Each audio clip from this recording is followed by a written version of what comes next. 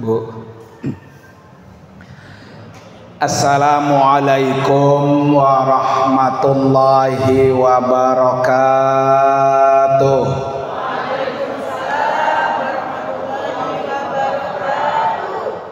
Masya Allah, ini guru-gurunya semangat semua. Mudah-mudahan kita bersama-sama masuk dalam surganya Allah. Bismillahirrahmanirrahim. Hamdan wa syukran lillah, wassalatu wassalamu ala rasulillah, wala hawla wala quwwata illa billah, amma ba'du.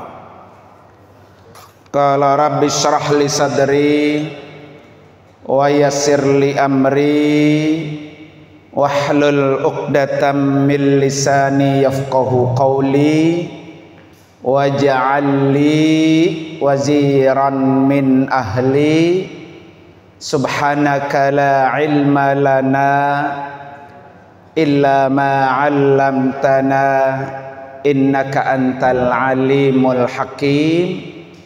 Sadaqallahul azim. Hadratil mukarramin wal mukarramat, para bapak dan ibu guru yang semuanya insyaallah dimuliakan oleh Allah Subhanahu wa taala. Wabil khusus yang sama-sama kita hormati yaitu Bapak Kasih Pakis Kementerian Agama yang terhormat Bapak Dr. Andes Haji Endang Saifuddin MSI. Kemudian juga yang sama-sama kita hormati Bapak Ketua Pokjawas yaitu Bapak Dudin Badrudin MPD. Yang ketiga yang terhormat Bapak Pengawas PAI Kecamatan Medan Satria, Ibu yaitu Ibu Oom Saumillah MPD. Kemudian juga yang sama-sama kita hormati Ketua KKG PAI Kota Bekasi, Bapak Ardi Rohadi MSI. Dikit lagi nambahin KH ini ya. Kemudian juga yang sama-sama kita hormati Kepala Sekolah SMP Taman Harapan yaitu Bapak Haji Haris Darkashi MA atau yang mewakilinya tadi. Kemudian seluruh ketua dan pengurus KKG PAI kecamatan, tidak ketinggalan ya Ibu Haja Siti Aminah SPDI Bendahara KKG PAI Kota Bekasi. Kalau nggak dihormatin ntar nggak dapat amplop ini ya. Iya, banyol bu.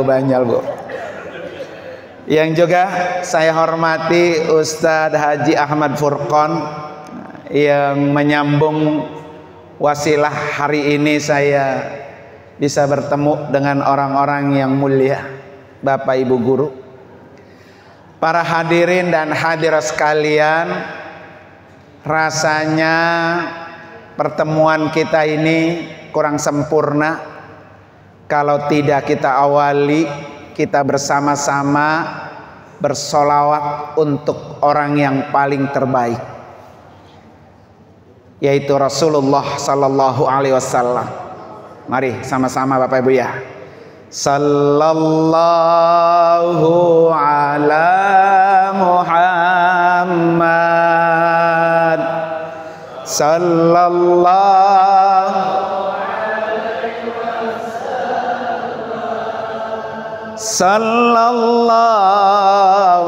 ala Muhammad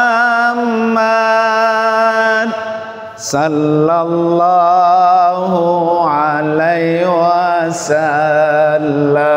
Sekali lagi, sallallahu alaihi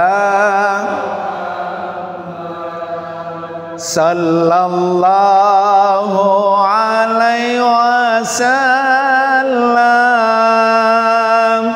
Sallallahu ala Muhammad. Sallallahu alaihi wasallam. Biar ganjil sekali lagi. Sallallahu ala Sallallahu alaihi wasallam. Sallallahu ala Muhammad.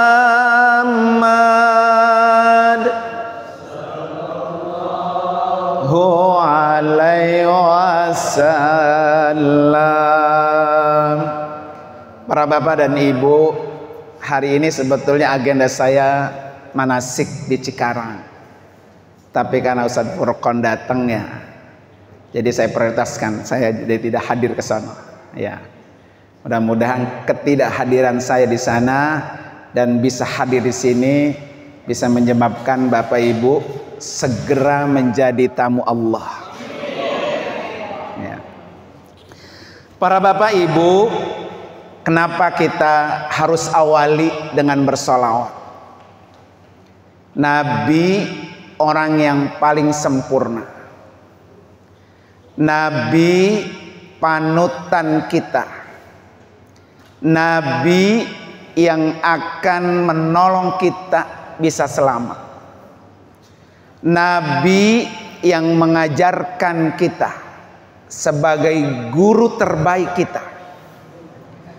Bahkan dalam hadis beliau, kata beliau apa? Bu'istu liutammima makarimal akhlak. Satu ya, bahwa Rasulullah adalah contoh akhlak yang paling mulia. Di riwayat lain kata Nabi, innama bu'istu mualliman. Saya ini diutus oleh Allah sebagai seorang guru. Jadi kalau kita ini profesinya guru, sama dengan profesi Nabi, yaitu profesi Nabi seorang guru. Kita harus bangga menjadi seorang guru karena profesinya sama dengan Rasulullah. Rasulullah itu adalah guru terbaik buat kita. Makanya ada satu ayat lain mengatakan apa? Taraktu fikum amroini. Aku tinggalkan kepada kalian dua hal. Lau intamasaktum bihima. Kalau kalian itu jadikan pegang teguh, lan tadillu ba'di abada. Maka saya jamin kata Nabi, kalian tidak akan pernah tersesat. Kitab Allah Al-Quran wa sunnata Rasulillah, yaitu hadis-hadis Rasulullah. Ya, maka kalau profesi kita sama seperti Rasulullah, ikutin guru terbaik kita adalah Nabi. Nah, hari ini banyak pelajaran yang diajarkan Nabi. Ya, banyak pelajaran yang diajarkan Nabi. Yang pertama, berbicara halal. Setiap seorang muslim nggak ada pilihan lain. Bekerjalah yang halal. Beraktivitaslah yang halal. Makanlah yang halal. Jadi kalau ada orang muslim acara halal bihalalnya ngikut, ya, tapi aktivitasnya enggak halal, pekerjaannya enggak halal, makannya enggak halal, maka itu bukan guru terbaik. Karena seorang muslim dan seluruh manusia pastinya, Pak, berbicara halal ini bukan hanya diberikan atau diwajibkan kepada seorang muslim, bukan hanya itu.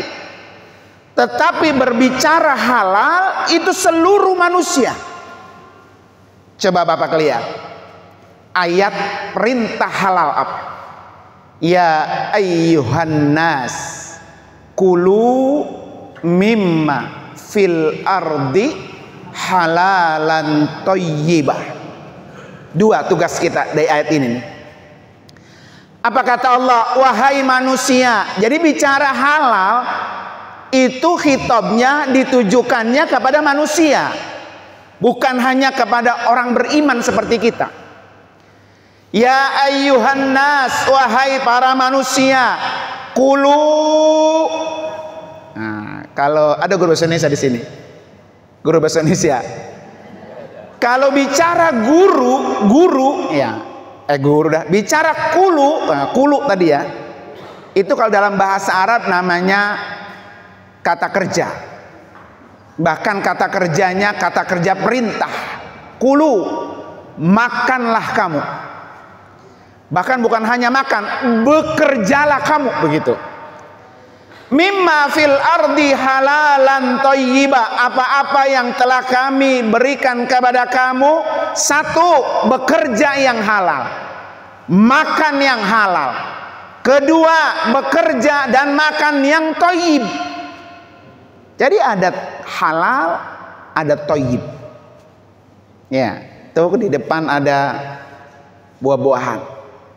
Ibu bapak, semangka, duku, nah, itu kalau kita makan boleh beli, halal apa enggak? Halal. Duku, semangka baik enggak? Baik.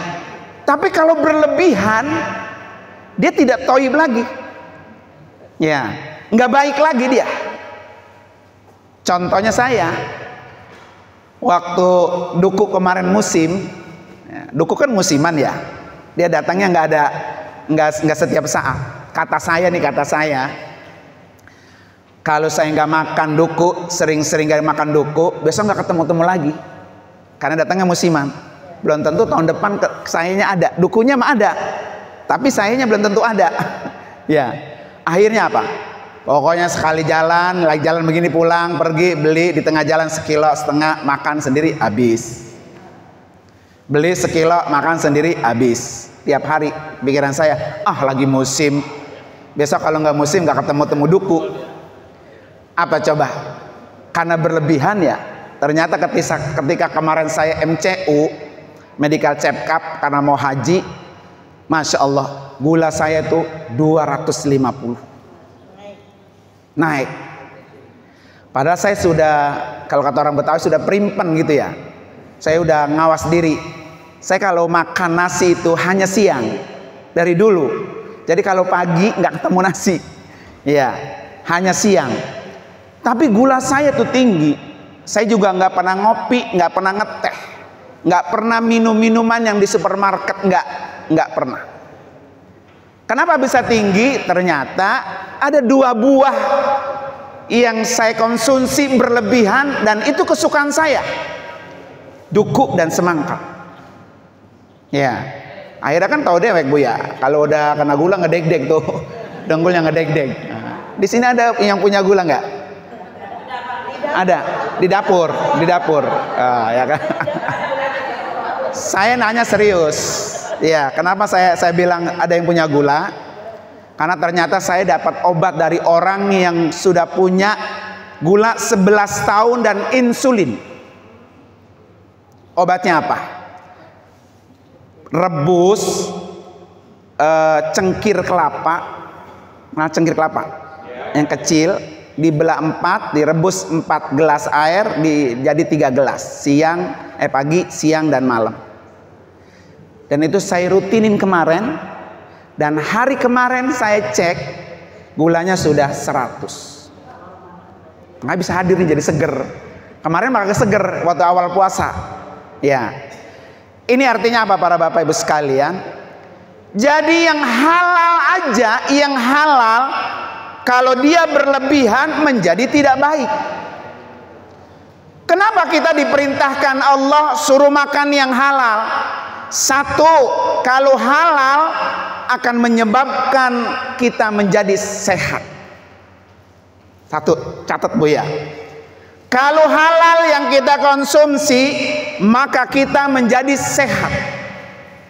Kedua, kalau halal yang kita konsumsi, maka seluruh aliran darah kita ini akan layak masuk ke dalam surga. Ya kan? Maka ada hadis Nabi, man nabata lahmuhu minal harami fannaru aula. Kalau ada orang yang darahnya mengalir, dagingnya tumbuh dari hal yang haram, maka cuma neraka lebih utama buat dia. Jadi faktor halal itu menyebabkan kita bisa masuk surga dengan gampang. Ya. Yang ketiga, kenapa kita disuruh makan yang halal? Karena dengan adanya yang halal masuk ke dalam diri kita, menyebabkan ibadah kita diterima. Coba-coba Bapak Ibu ada makan makanan yang masuk tidak halal, ditolak ibadah kita. Doa kita ditolak, sholat kita ditolak, ibadah haji umrah kita ditolak. Nggak ada. Orang itu bisa diterima karena dia masuk ke dalam perutnya materi yang halal. Itu baru satu tuh jenis makanan yang masuk ke perut ya.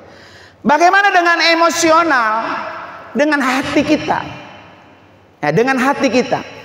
Makanya ketika ada orang yang makanannya halal, maka dia akan berpikir halal dan punya hati yang positive thinking.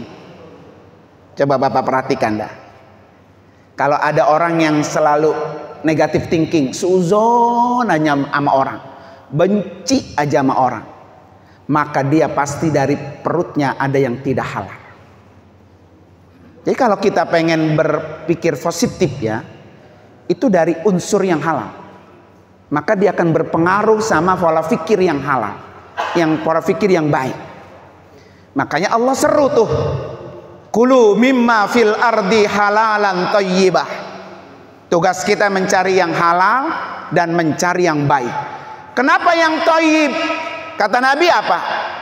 Innallaha thayyibun la yaqbalu illa thayyiban.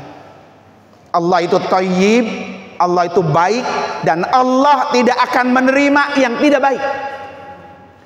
Makanya dulu ada seorang ulama besar Mesir, namanya Asy-Syaikh Muhammad Mutawalli Asy-Sya'rawi.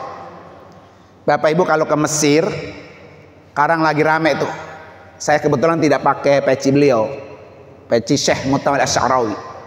Di mobil-mobil, di tembok-tembok, di apa tuh? Di stiker-stiker di Mesir itu ditempel banyak foto-foto beliau karena beliau almarhum. Beliau almarhum itu tahun 97 waktu saya masih di Mesir dan saya ikut memakamkan.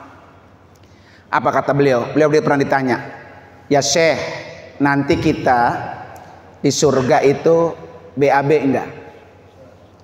Di surga kita kencing enggak? Ya, kata beliau enggak. Karena BAB dan kencing itu najis. Di surga tidak ada yang najis. Di surga itu semuanya bersih. Maka orang-orang yang layak masuk ke surga adalah orang-orang yang bersih. Bersih makanannya, bersih pikirannya, bersih hatinya. Ya, terkadang kita bekerja bareng, duduk bareng, hatinya yang nggak bersih.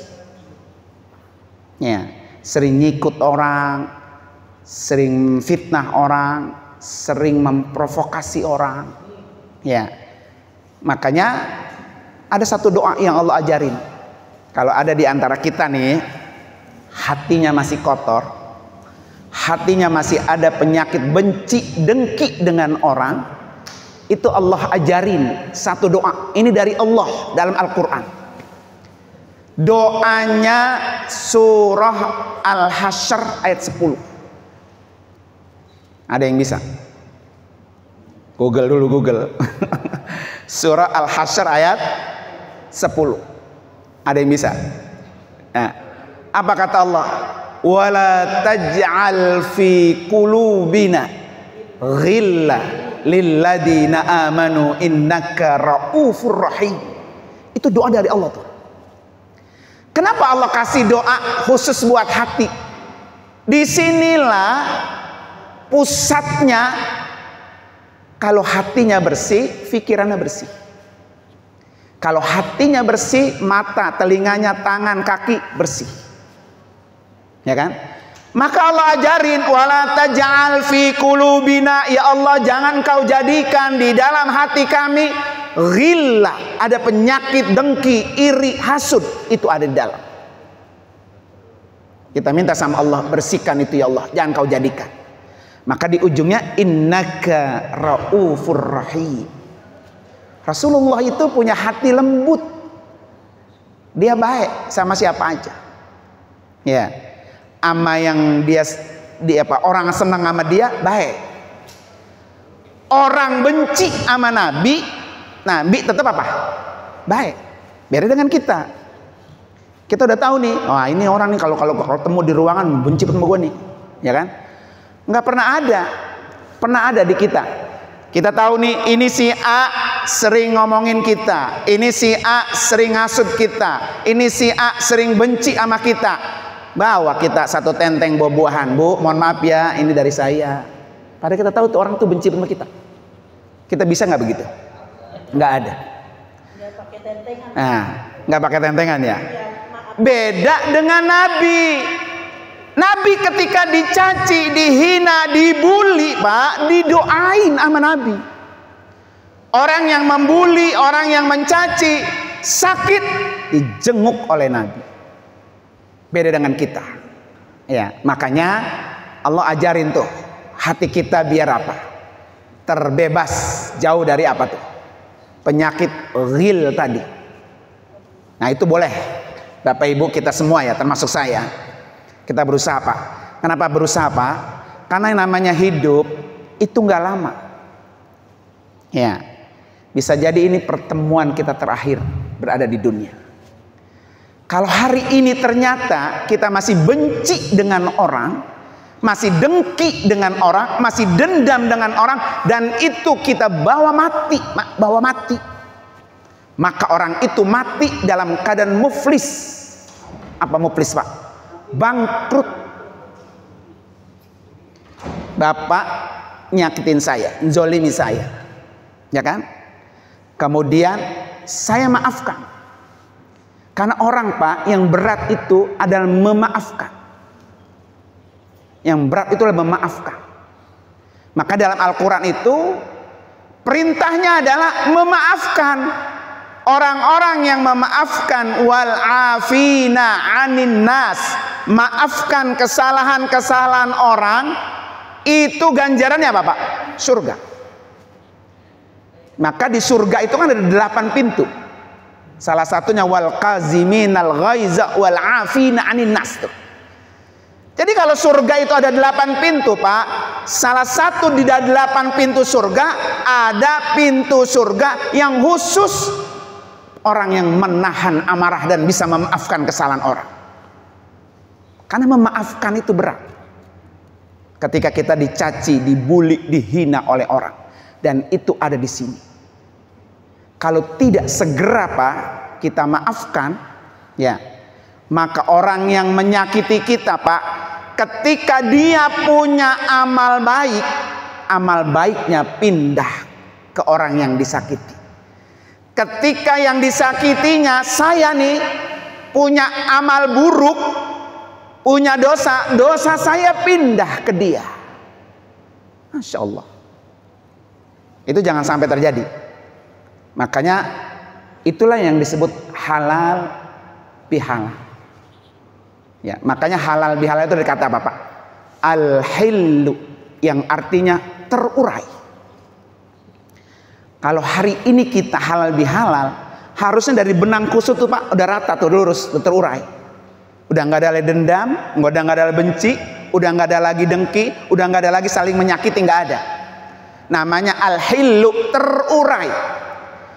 Tapi kalau orang ini sampai mati belum terurai kesalahan di antaranya, nggak akan bisa terselesaikan, Pak. Kesalahan kita sama Allah, Allah bisa ampuni itu. Tapi ketika kesalahan kita sesama manusia, nggak akan bisa terselesaikan kecuali orang itu yang memaafkan. Nah, inilah kenapa kita harus halal bihalal. Ya, jadi halal bihalal hati kita, halal bihalal juga apa tuh? Makanan yang kita makan. Biar kita termasuk orang-orang yang apa? Yang bersih, masuk dalam surganya Allah Subhanahu wa taala. Ya. Maka diajarin Pak, ada satu doa dari Nabi.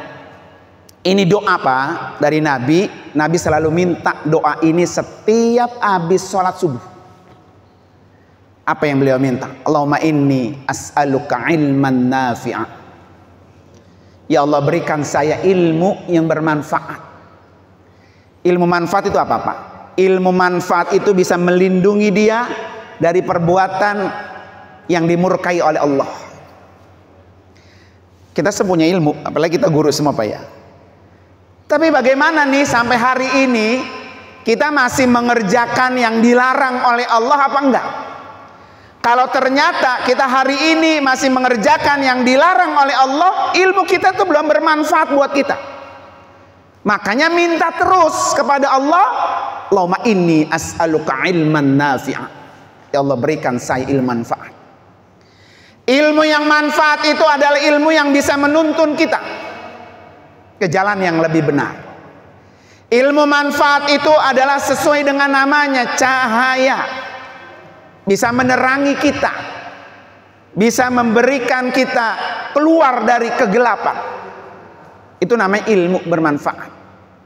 Makanya doanya, Allahumma inni as'aluka ilman nafi'a wa rizqan thayyiba wa amalan mutaqab. Coba nih, tiga ini yang kita minta, ini saling keterkaitan. Nggak bisa. Apa yang kita minta? Satu, ya Allah berikan saya ilmu manfaat. Yang kedua, ya Allah berikan saya rezeki yang thayyib, bukan rezeki yang banyak, tapi yang kita minta rezeki yang thayyib. Kenapa? Orang dapat rezeki thayyib kalau dia punya ilmu manfaat. Ya, kita tahu nih rezeki kita ini, oh ini tidak halal, ini haram. Dari mana? Dari ilmu. Maka yang ketiga, wa amalan mutaqabbala. Amal-amal kita diterima oleh Allah. Satu, kalau dia berilmu. Kedua, kalau dia makannya yang halal, yang thayyib. Maka di ujungnya baru amal itu diterima. Itu yang diajarkan oleh Nabi.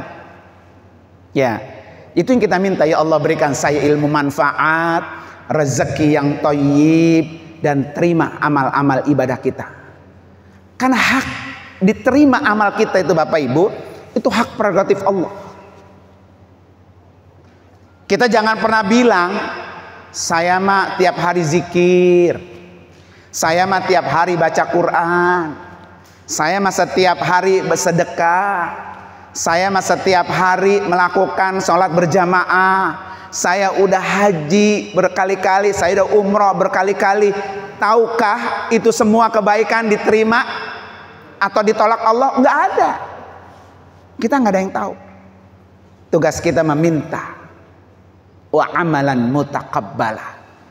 Sekelas Nabi Ibrahim Bapak Ibu, sekelas Nabi Ismail. Ada yang tahu doa Nabi Ibrahim dan Nabi Ismail? Rabbana taqabbal minna innaka antas sami'ul halim. Kenapa Nabi Ibrahim dan Nabi Ismail berdoa seperti itu? Ya Allah terima amal kami, ya Allah terima amal kami. Karena Nabi Ibrahim dan Ismail tahu hak prerogatif yang menerima amal seseorang itu hanya Allah. Maka setiap penghujung doa itu jangan ditinggal Pak. Rabbana taqabbal minna innaka antas sami'ul. Makanya kenapa Bapak kalau hari raya kan kita sebulan tuh puasa, sebulan sholat, sebulan juga kita bersedekah Pak ya.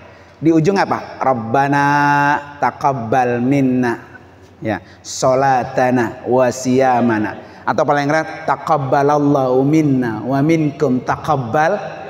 Supaya apa? Supaya amal kita yang kesana itu diterima. Ya, kita nggak tahu Pak. Makanya kalau kita beramal itu jangan dikasih tahu ke orang lain. Siapa sih Ustaz yang ngasih tahu? Lah zaman sekarang. Ya, ini ibu baru selesai pisan hatam Quran. Dipoto tuh Qurannya, cerek. Langsung dipasang apa? Status. Alhamdulillah akhirnya hatam juga. Nah, gitu kan? Ya kan? Ya kan begitu. Atau lagi puasa Syawal. Ya kan? Pas lagi buka puasa, makanannya sih yang dipoto. Alhamdulillah buka puasa Syawal terakhir. Ya. Ya, atau sholat malam. Ya, sholat malam. Alhamdulillah ya bisa sholat malam, pasang statusnya itu jam 3. Kalau enggak nge-share di grup jam 3 ya. Ya. Ini saya kasih tahu Bapak Ibu sekalian, perkara yang sunnah kalau dikasih tahu ke orang lain nonsen, tidak punya nilai pahala. Iya, tidak punya pahala. Jangan pernah dikasih tahu orang lain. Saya ulangi lagi, perkara yang sunnah ketika kita kasih tahu orang lain nonsen, nggak ada nilai pahalanya, nggak ada, habis. Kita mah lagi bangga-bangga. Ya, Ramadan kemarin sampai 3 kali hatam, bangga-bangga. Ternyata kita sering share ke orang lain. Jangan pernah. Yang sunnah kita kerjakan, cukup kita dengan Allah. Kalau pengen amal kita diapain tuh? Diterima. Emang benar begitu? Ada dalilnya. Kata Nabi apa? Alamatus saqawah. Ciri-ciri orang celaka, ciri-ciri orang rugi. Zikrul hasanat al-madiyah. Orang itu sering nyebut-nyebut kebaikan yang pernah lalu. Wa huwa la yadri aqubilat amruddat mindallah. Dia nggak tahu amal yang dia lakukan itu diterima apa ditolak Allah. Ya, maka kunci supaya amal kita diterima doa Nabi tadi. Ilman nafi'a wa rizqan. Nah, itu akan diterima amal ibadah kita. Nah, hari ini alhamdulillah mudah-mudahan ya kita berhalal bihalal. Ya. Makanya halal bihalal itu satu perintah Allah. Tadi ayatnya. Ya, halalan thayyibah. Kalau udah bicara perintah Allah, ya, itu perintah yang luar biasa. Jadi semua perintah Allah Pak di dalam Al-Quran, satu dia punya perintah yang luar biasa. Yang kedua, semua perintah Allah itu akan berdampak positif buat kita. Semua Pak. Coba Bapak lihat dah. Di seluruh ayat Al-Quran. Yang jenisnya perintah puasa, kata Allah, itu berpositif buat kita. Coba dah yang kemarin puasa itu sekalian diet. Ya, sekalian diet. Kan kalau kita puasa makannya kan sahur sedikit, ntar makan lagi apa? Malam sedikit. Puasanya berlalu, ya Allah puasa cepet habis ya. Karena kalau nggak puasa itu ngegabres baik APB masuk. Ya. Wala-wala masuk ya, es campur masuk, susah ditahan. Tapi kalau puasa itu enak, tertata rapih. Pola makan kita, pola minum kita, itu dari segi makanan masuk ya. Belum efek sehatnya buat kita. Nah, diet alami. Maka orang yang kayak gitu Pak, ditinggal Ramadan, ya Allah Ramadan cepet banget habis ya. Beda dengan orang ketika berbuka berpuasa, apa aja semua masuk. Es campur masuk, lala-lala masuk, ya nasi lain masuk, ntar pulang terawih mie ayam indomie masuk ya. Maka nggak ada pengaruhnya. Jadi nilai puasa itu lebih dia nikmati. Nah, bagaimana nih kita supaya semua perintah Allah yang diwajibkan kepada kita itu menjadi nikmat buat kita? Gak usah jauh-jauh dah Pak, sholat dah. Pernahkah kita menjadikan sholat itu nikmat buat kita? Maka sholat itu ada beberapa kategori. Ada yang hanya menggugurkan kewajiban, ya. Ada yang mengatakan sholat itu kebutuhan, tapi ada juga orang sholat itu adalah hobi. Ini kita ada di mana nih? Ketiga ini. Kewajiban, kebutuhan, apa hobi? Ada nggak yang di sini yang hobinya sholat? Ya. Ini kita baru tingkat nomor pertama doang. Sholat kita itu baru hanya kewajiban. Makanya ketika sholat kayak capung cebok, Allahu Akbar, Allahu Akbar, Allahu Akbar gitu. Tidak diresapi. Padahal coba Bapak lihat, sholat itu secara bahasa artinya ad-du'a, berdoa. Orang kalau berdoa khusyuk, orang kalau berdoa ngerti apa yang dia minta. Orang kalau berdoa supaya doanya dikabul. Ya. Dan doa yang paling komplit di dalam sholat saat di mana? Saat di mana? Yang paling komplit di antara dua sujud.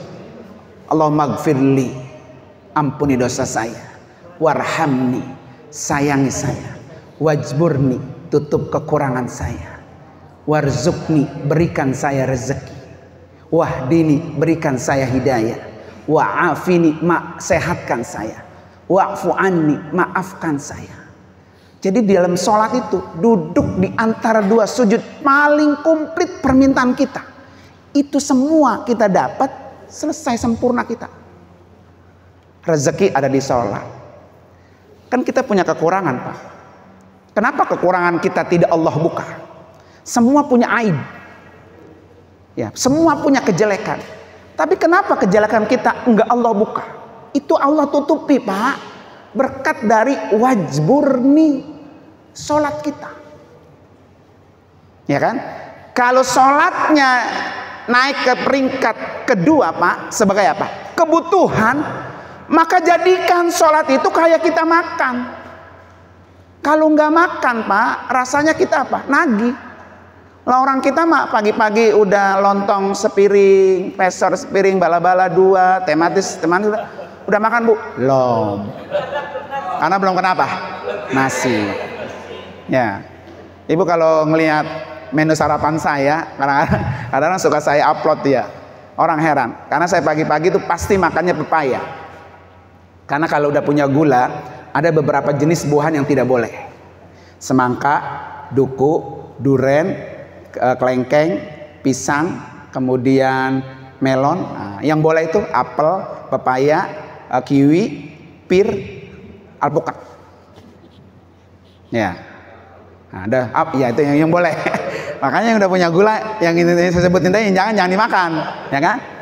Jadi kalau pagi-pagi sarapannya satu potong pepaya, kemudian sama roti tawarnya satu, kemudian sama telur rebusnya 2 atau 3, sama wortelnya dah. Kata yang belakang, ya itu makan gendang atau sarburkon ya. Nah ternyata itu ya kita juga yang mengenakan kita juga. Ya. Nah para bapak ibu sekalian, jadi jadikan sholat itu kebutuhan. Lebih bagus lagi, Pak, peringkat yang paling tinggi, dan ini adalah peringkatnya para nabi, para sahabat. Apa? Hobi. Kita belum bisa, Pak. Sholat itu hobi kita. Ya. Orang kalau hobi, saya tanya coba, Bapak kalau hobi pasti berlama-lama dengan pekerjaan itu. Pasti itu.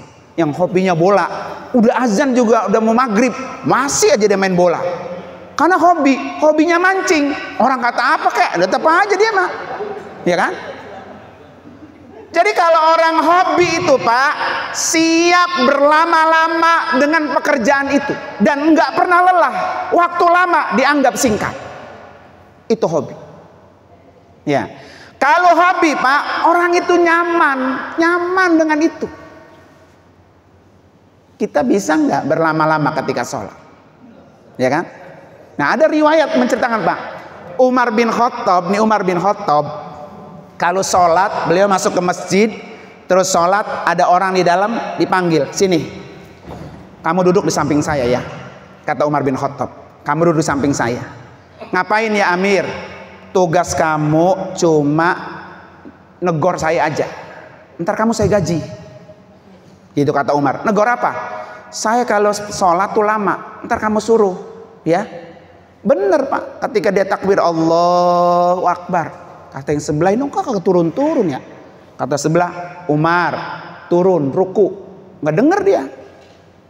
Umar ruku, nggak denger. Sampai di sebelahnya, Umar ruku baru Pak. Udah ruku lama lagi. Beda sama kita. Di dapur klotak-klotak, ya kucing itu makan ayam gua baru habis goreng pisan ya. Aturan sholatnya lama dipersingkat, bahkan dibatalin dulu dan ditutupin tadi makanan. Karena kita belum bisa menjadikan sholat itu sebagai hobi kita. Ya, kalau kita hobi Pak, pelan-pelan. Ya, nggak usah jauh-jauh dah, duduk dan terduduk saja dah. Allahumma gfirli, ya Allah ampuni saya. Warhamni, ya Allah sayangi saya. Wajburni, ya Allah tutup kekurangan saya. Wa'afini, ya Allah sehatkan saya. Warzuqni, berikan saya rezeki ya Allah. Wahdini, berikan saya hidayahmu ya Allah.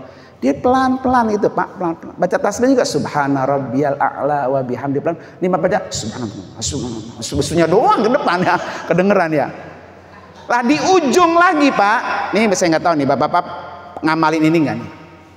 Ini saya selalu di mana-mana saya sering kasih sama orang. Ya, di ujung ketika bapak selesai tahiyat akhir, biasa kalau tahiyat akhir sampai mana bacaannya? Masya Allah, bener nih. Ya, sampai Hamidum Majid. Kalau terburu-buru maka agak udah Allahumma sholli ala sayyidina Muhammad sallallahu alaihi wasallam. Jadi kata Nabi apa? Kalau Anda selesai idza tasyahhada ahadukum, kalau Anda telah selesai tasyahud, falyasta'id an arba'in, kata Nabi. Mintalah 4 perlindungan kepada Allah. Dikasih doa oleh Nabi. Apa doanya Pak? Jadi habis tahiyat akhir, Pak ya. Ayah. Allahumma inni a'udzubika min adabi jahannam wa a'udzubika min fitnatil qabri wa a'udzubika min fitnatil mahya wal mamati wa a'udzubika min syarri fitnatil masihin. Coba dah kalau kita hayati. Maka kalau orang nih ngamal ini Pak, udah komplit dah hidupnya tuh, sempurna. Dan ini kata ulama, jangan pernah ditinggal. Kalau ada orang yang sholatnya ini ditinggal, kata ulama apa? Suruh ulangi. Saking pentingnya Pak. Apa kita minta? Ya Allah jauhi saya dari neraka jahanam. Siapa yang mau masuk neraka? Ada di sini? Gak ada. Ya Allah jauhkan saya dari siksa kubur. Pertama kali kita mati Pak, tempat yang kita tempati ya kuburan. Sambil menunggu kiamat, berapa lama tuh kita di kuburan? Enakkah atau azabkah di kuburan kita? Maka kita minta perlindungan, jangan sampai saya kena siksa kubur. Itu di hayati, di sholat ada. Yang lebih penting lagi apa? Min fitnatil mahya wal mamati. Jadi kalau hidupnya sering difitnah orang, hidupnya penuh dengan cobaan, udah hidup penuh cobaan, matinya juga penuh dengan cobaan, dihindari dari fitnah hidup, dihindari dari fitnah mati. Tuh doanya. Nah yang keempat apa? Masihid Dajjal. Kata Marisahak apa Pak? Waktu beliau meninggal dulu. Ingat nggak pesannya? Dajjal itu kan matanya berapa? 1. HP itu disebut Dajjal modern karena cuma sepihak dia sebelah. Jadi kalau ada orang yang udah megang HP, apa kena TikTok, ini nggak cukup sejam tuh, betul nggak? Ya, supaya kita terhindar dari keburukan Dajjal itu ada di sholat terakhir. Ya, amalin tuh Pak. Supaya apa? Ya tadi supaya kita bisa ketemu di surganya Allah Subhanahu. Maka kan pintu surga itu ada 8. Ada khusus sholat. Jadi orang yang sholatnya rapi masuk dia ke pintu surga babus sholat. Ada yang pintu tadi pemaaf, orangnya suka maafin orang, masuk dia ke pintu itu. Ada yang pintunya sedekah, rajin sedekah. Pokoknya kalau dengar sedekah, duitnya udah gampang aja. Masuk dia ke surga pintu sedekah. Ada yang apa? Puasa, rajin orang puasa. Ya, ada pintu apa? Haji, Pak. Jadi surga itu punya pintu haji sendiri. Jadi orang-orang yang pernah haji dan hajinya mabrur, makanya orang haji mabrur itu laisalahu jazaa'un ilal jannah, berkesempatan masuk surga yang namanya pintu haji. Nah, dari 8 pintu surga semuanya berbentuk amal soleh. Berbentuk amal soleh. Dan setiap amal soleh orang itu punya kebiasaan masing-masing. Ada orang yang sukanya sholat, sayang kalau ditinggal. Ada orang yang hobinya sedekah. Ada orang yang hobinya puasa, Senin, Kemis, puasa, semuanya puasa dijalani. Ya, syukur-syukur semuanya tuh kita bisa lakukan. Kalau enggak, dari 8 amal soleh, dari 8 pintu surga, mana yang kita bisa dan itu kita continuekan. Ya, ibu dari 8 itu mana yang berat? Atau mana yang ringan dah? Ternyata yang ringan sholat. Pas jalan ternyata sholat juga apa? Berat lah ya. Puasa dah, apalagi. Orang puasa utang Ramadan udah nyampe sekarang belum dibayar ya. Ya. Sedekah, ya, tuh mak bol kuning muntut gasir, pelitan lagi, ya kan ya. Jadi mana yang dari 8 amal soleh yang kita ringan? Sedekah pelit, puasa nggak kuat, sholat males, ya, haji, apalagi mahalan lagi ya. Ternyata nggak ada. Makanya kenapa? Coba Bapak Ibu coba saya tanya, orang satu-satunya yang nemenin Nabi hijrah dari kota Mekah ke kota Madinah siapa? Siapa? Kenapa Abu Bakar yang terpilih? Karena Abu Bakar yang paling sempurna. Suatu ketika Nabi bertanya, wahai para sahabat, siapa yang hari ini berpuasa? Saya Rasulullah, kata Abu Bakar. Siapa yang hari ini sudah bersedekah? Cuma Abu Bakar nunjuk, saya Rasulullah. Siapa yang hari ini semalam sudah sholat malam? Saya ya Rasulullah. Siapa yang hari ini sudah jenguk saudaranya yang sakit? Cuma Abu Bakar, saya Rasulullah. Ya, jadi Abu Bakar itu adalah sahabat yang paling sempurna. Maka dialah yang dipilih. Ayo temenin saya di dalam gua Sur untuk berangkat hijrah dari kota Mekah ke kota Madinah. Nah di sini bisa Pak. Mana guru nih? Siapa yang hari ini gurunya sering puasa? Nah gitu ya. Siapa yang hari ini gurunya sering baca Quran?